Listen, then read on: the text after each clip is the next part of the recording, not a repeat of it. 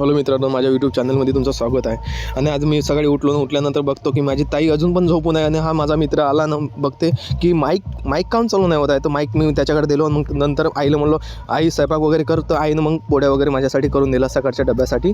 आणि ते झाल्यानंतर आम्ही गेलो. सर म्हणजे पैसे नाहीत माझ्याकडे, चला पैसे काढून येऊन. अरे बहुत पैसा आहे सर के पास.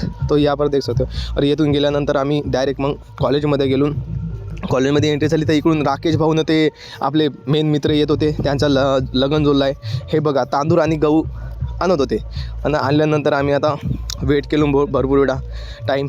आणि मग त्यानंतर आमच्या भाऊ वगैरे म्हणतात किती वेळ, आपण सकाळी उठून पण आपला इकडे लवकर चालले नाही, इथं बगचौती आहे. मग याच्यानंतर आम्ही गेलो ना, बघू शकता व्ह्यू किती जबरदस्त. नाही मग थोड्या वेळ माहोल केल्यानंतर आम्हाला असं वाटतं पहिलं असं वाटलं का इंटरेस्ट नाही करो, पण आता बहुत इंटरेस्ट वाटत होता. मग आम्ही थोड्या वेळ माहोल केल्यानंतर मग आम्हाला स्पॉटवरच जायचं होता, स्वामी विवेकानंद मंदिर.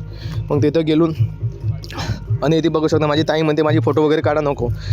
आणि मग आम्ही थोडं काही वेळा स्वामी विवेकानंद मंदिर गेलो. आणि तिथं गेल्यानंतर आम्हाला नाही का तिथं फोटो वगैरे काढायची काही परमिशन नव्हती, तरी पण आम्ही थोडं काढलोनच, कारण आम्ही त्यांचे पण बाप आहोत. मी गेलो बघा इथे. मग आम्ही थोडं नर्वस, कारण गाणे लावत नाही. आणि त्याच्यानंतर आम्ही प्रवास पाहिलो. बघा किती व्ह्यू जबरदस्त वाटत आहे. आणि इथून कसा जेवण वगैरे आमचं होतच होतं. जेवण वगैरे तर जेवण वगैरे झालं कुठे दीक्षाभूमीमध्ये पोटभर जेवण केलं. पोळ्या इथं नाही घालून की काय सांगा नको. मग त्याच्यानंतर आम्ही ओंबोराला पोचलो. ओंबोराला पोचल्यानंतर एक व्ह्यू एवढा जबरदस्त नाही. आणि भाऊ आमचे सौरभ भाऊ वगैरे मध्ये फोटो काढा, पण नाईटचे तरी एक फोटो घालून. त्याच्यानंतर तुम्हाला व्हिडिओ कसा वाटला तो कमेंटमध्ये सांगा.